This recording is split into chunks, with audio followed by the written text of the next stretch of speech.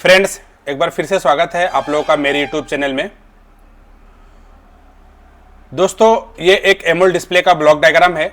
इससे पहले दोस्तों मैंने एक एमोल्ड डिस्प्ले का ब्लॉक डायग्राम के बारे में वीडियो बना के मेरे यूट्यूब चैनल पर अपलोड किया है, लेकिन दोस्तों उसमें आवाज़ थोड़ा सा क्लियर नहीं था। इसके लिए मैंने सोचा कि एक अच्छी आवाज़ में मैं दूसरा वीडियो बनाऊं ताकि आप लोगों को कॉन्सेप्ट क्लियर हो सके।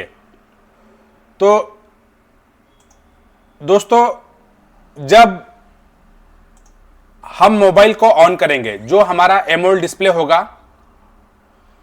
अब हम एमोल्ड डिस्प्ले वाले मोबाइल को जैसे ही ऑन करेंगे तो सीपीयू से एलसीडी डिटेक्ट की लाइन पर डिस्प्ले कनेक्टर पर एक 1.8 की वोल्टेज आएगी यहां पे।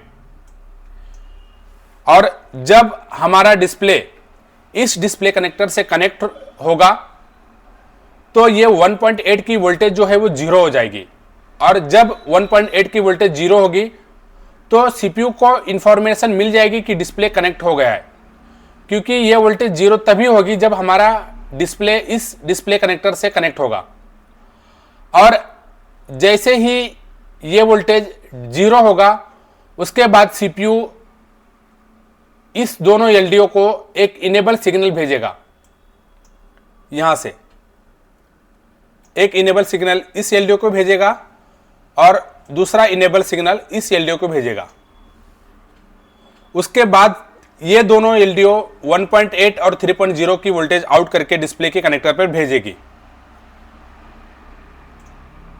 और जब 1.8 और 3.0 की वोल्टेज डिस्प्ले की कनेक्टर पर मिल जाएगा, उसके बाद LED driver IC VDD LCD EL VDD plus 4.6 ये वोल्टेज आउट करके डिस्प्ले की कनेक्टर पर भेजेगा। दोस्तों, इसका एक स्टेप है, एक सीक्वेंस है।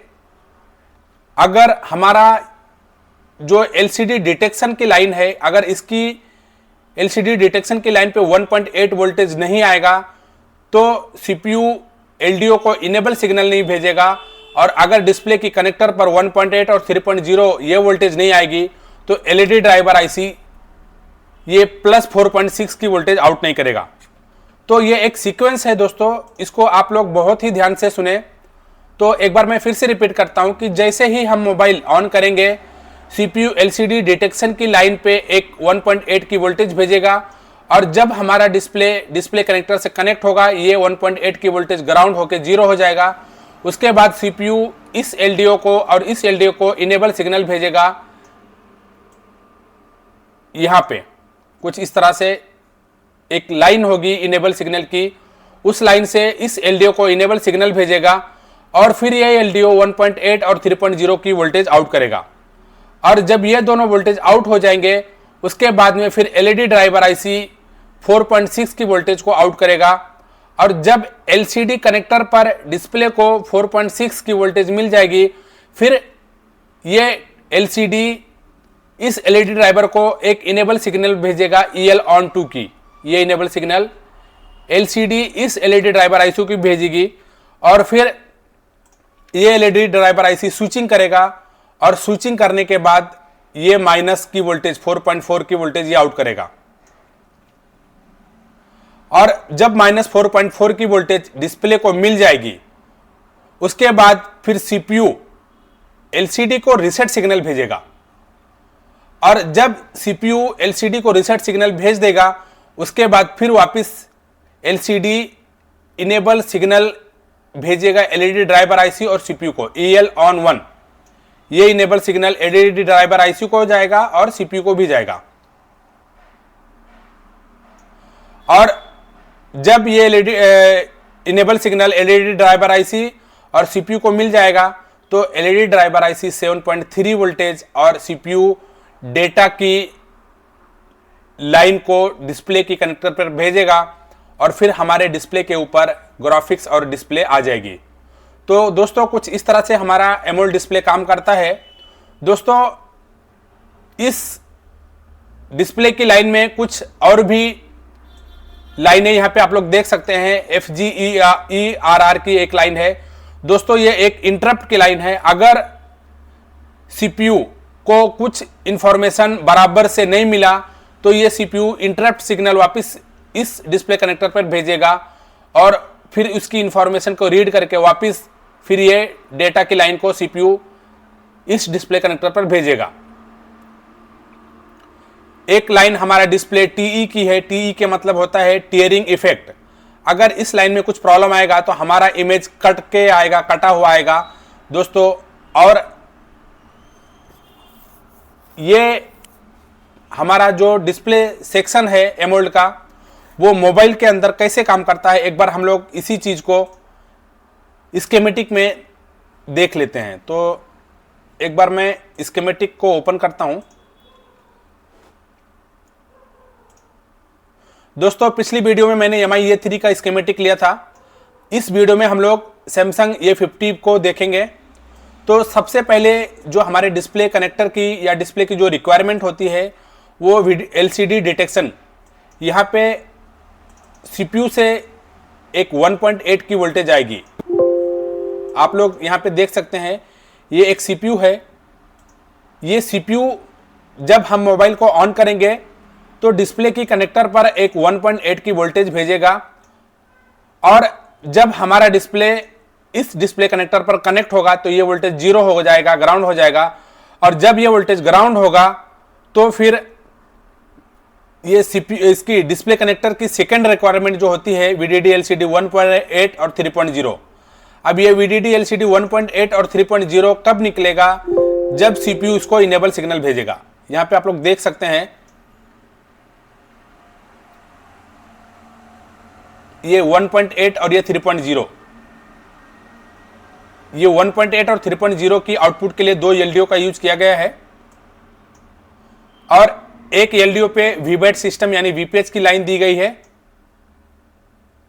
और एक LDO पे बक 9 PMIC। ये वाला जो वोल्टेज है ये पावर IC से आएगा और ये चार्जिंग IC से ये वोल्टेज आएगा इस LDO को।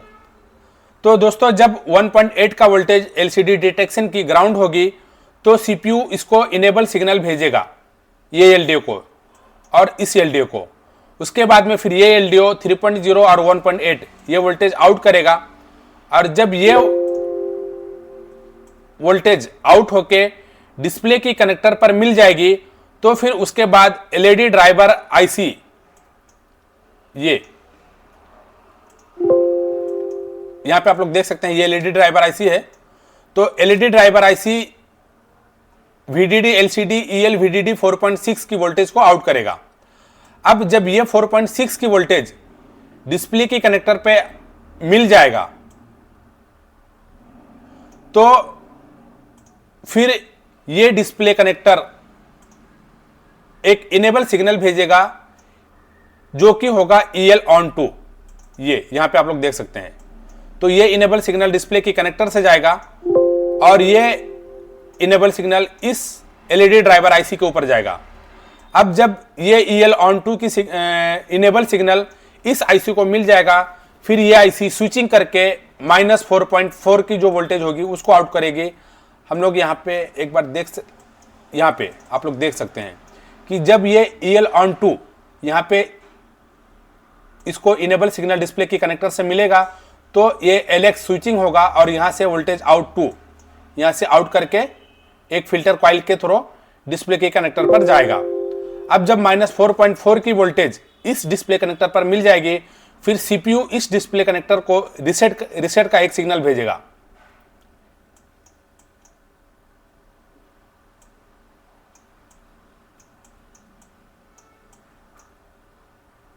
यहां पे देख सकते हैं आप लोग OLED रिसेट नेगेटिव। ये यहां पे देख सकते हैं आप लोग ये CPU से रिसेट सिग्नल इस डिस्प्ले कनेक्टर पर आएगा। उसके बाद फिर ये डिस्प्ले कनेक्टर EL on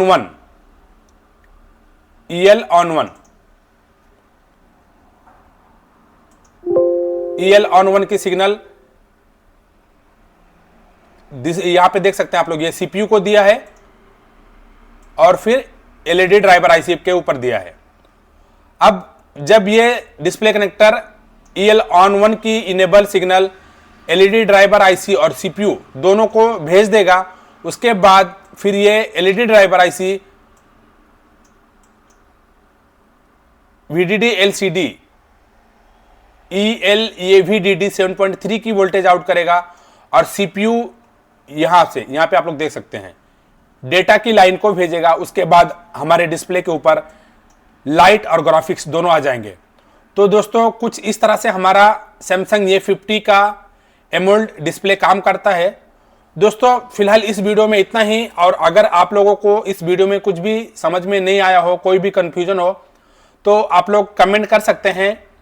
और दोस्तों हमारा जो डिस्प्ले, कोई भी डिस्प्ले होगा, एमोल्ड हो या TFT हो, उसका एक सीक्वेंस होगा, एक स्टेप बाय स्टेप हर एक वोल्टेज निकलेगा।